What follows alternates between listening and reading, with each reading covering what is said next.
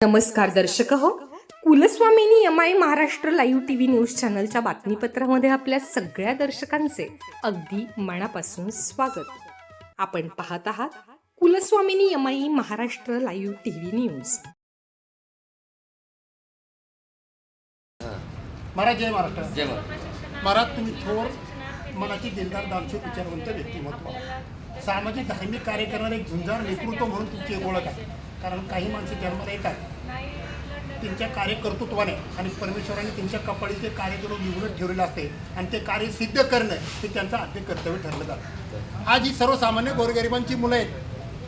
कारण जवळच्या माणसांना लांबचं दिसतंय आणि शिकलेल्या माणसांना भवितव्याचं कळतंय, पण काचाच्या बंगल्यात राहून इतरांच्या घरावर दगडफेक करण्यापेक्षा त्यांच्या करिअरवरती लक्ष देऊन आज त्यांना त्यांच्या हाताला रोजगार मिळाला पाहिजे. आणि जर रोजगार जर नाही मिळाला तर ती उद्या गुन्हेगार प्रवृत्ती झाल्याशिवाय राहणार नाही. म्हणून महाराज तुम्ही जे उचललेलं पाऊल आहे हे सोनेरी किनारीचं पाऊल आहे आणि तुम्ही आजपर्यंत जे म्हणजे संघर्षातून जे अस्तित्व निर्माण होते त्यातून तो जगण्याचा रुबाब काहीतरी वेगळाच असतोय. आणि रुबाब हा म्हणजे दाखवता येत नाही किंवा बाजारात विकत मिळत नाही, कारण तो स्वतःच्या अस्तित्वातून निर्माण होतो आणि तो रुबाब तुम्ही निर्माण केलेला आहे. आणि सर्व ह्या म्हणजे विद्यार्थी असतील विद्यार्थिनी असतील त्यांनी तुमच्यावरती भरभरून विश्वास ठेवलेला आहे. त्यांच्या विश्वासाला तडा जाऊ नये म्हणून तुम्ही आज बिंबीच्या गेटापासून 56 इंचाची छाती फाडून त्यांना तुम्ही आतापर्यंत सांगत होता, आम्ही ऐकत होतो. तर त्या अनुषंगाने आपण या चिमुकल्या मुलांची साठी लहान मुलं त्यांची मुले कवळे असतात आणि त्यांच्यावरती सुसंस्कार करण्याचं काम तुम्ही आता करत आहात. तर त्या अनुषंगाने पुढील वाटचालीसाठी त्यांच्यावरती सुसंस्कार आणि त्यांच्या हाताला रोजगार मिळण्यासाठी त्यांचं स्वप्न साकार करण्यासाठी आपलं ध्येय आणि धोरण काय असणार आहे? सर्वप्रथम मी आपल्या चॅनलचं मनापासून आभार व्यक्त करतो की आपण या युवा प्रशिक्षणाच्या माध्यमातून जर थोडं पाठीमागे चालू आहे, तर या माध्यमातून जर बघितलं तर आपल्याला येणाऱ्या काळामध्ये हा जो लढा आहे, तुम्ही ज्या पद्धतीने आता पोटतिरीने सांगितलं की त्याच अनुषंगाने माझी देखील तशीच तळमळ आहे. कारण संघटना एखादी गोष्ट करत असताना संघटनेमध्ये एक जबाबदारीपूर्वक आज तुम्हाला मी इथं आलो आहे हे याची कल्पना जर कोण दिली आहे तर आमचे प्रशिक्षणार्थींनी दिली. तर ही कल्पना सातत्यपूर्वक आमचे प्रशिक्षणार्थी एवढ्या कमी रेंज नाहीत, खूप उच्च शिक्षण मुलं आहेत. येणाऱ्या काळामध्ये ते महाराष्ट्राचं भवितव्य आहेत. अनेक मुलं क्वालिफाईड आहेत, अशी काही 6,000 आणि 8,000साठी पैशासाठी लाचारी मुलं नाही. तर या मुलांनी संघटित होणं अत्यंत गरजेचं आहे. संघटनेसाठी एक फाउंडेशन असतं ते गरजेचं आहे. आपण त्या ठिकाणी एखादं काम करत असताना गणपती मंडळ आहे किंवा गणपती बसवतो, त्या मंडळामध्ये अनेक मुलं एकत्र येतात. मग आम्ही डेकोरेशन करणार आहे, मग आम्ही उद्या महाप्रसाद करणार आहे, उद्या आम्ही असं करणार आहे, उद्या आम्ही तसं करणार आहे म्हणून असं पैसे गोळा केले जातात. पण आम्ही तसं नाही करत ना. असं महाराष्ट्रामध्ये तुम्हाला नेतृत्व उपलब्ध होणार नाही. नुसता बोलणे नाही, तुमचं तुम्ही या, तुमचं तुम्ही खा, तुमचं तुम्ही राहा, तुमचं तुम्ही जा, हा तुकारामाला तसं बोलणार नाही. तुम्ही या, तुमची व्यवस्था मी करतो होतो, तुम्ही राहा, तुमची व्यवस्था मी करतो, तुम्ही झोपा, तुमची व्यवस्था मी करतो, तुम्ही खा, तुमची व्यवस्था मी करतो. पण तुम्ही मी करतोय मला पैसे द्या, मी असं म्हणणार नाही. आत्ताही म्हणतो नाही, पुढेही म्हणणार नाही. नेतृत्व करणार तर ते परफेक्टच करणार. तुम्ही या, तुमची शिदोरी बांधून का, शिदोरी संपले की घराला बोंबलत जा. पण हे तेच येतात का, एवढं खालच्या लेवलला जायची गरजच नाही. तुम्ही संघटित व्हा, तुमची ताकद दाखवा. आज 2,000 मुलं 5,000 मुलं चालत फिरू दे ना रस्त्याने, तुम्ही काय लाचार होता एवढं? तुम्ही संघटित नाही. आले 10, आले 5, आले 4, अरे नाही ना.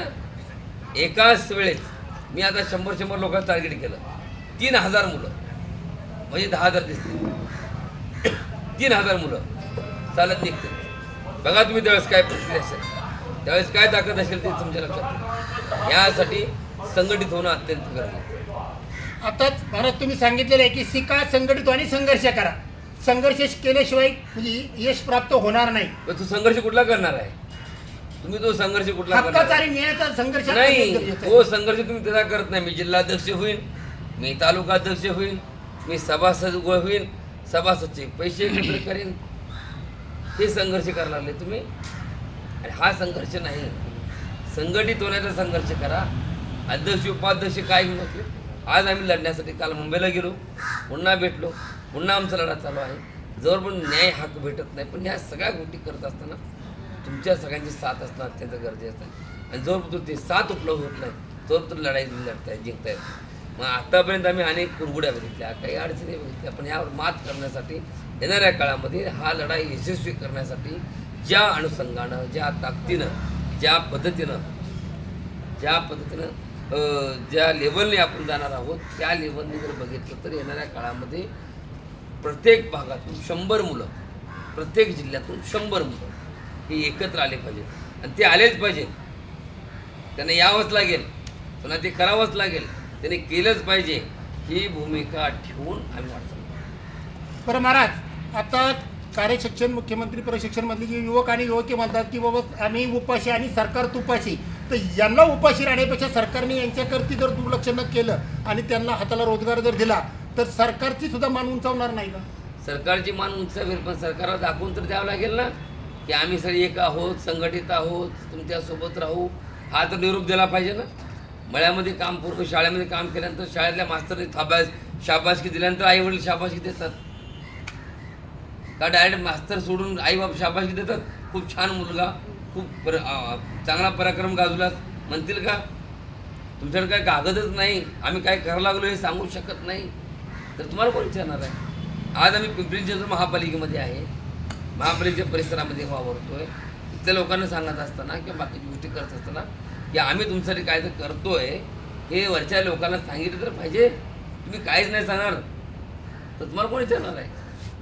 सरकारला तुम्ही फायदा वाटणार ना. सरकारचं तुम्ही काहीतरी काम मोजं करताय किंवा संघटित आहे, ह्या टोकाला आहे, त्या टोकाला आहे, त्या टोकाला हे टोक झालं का?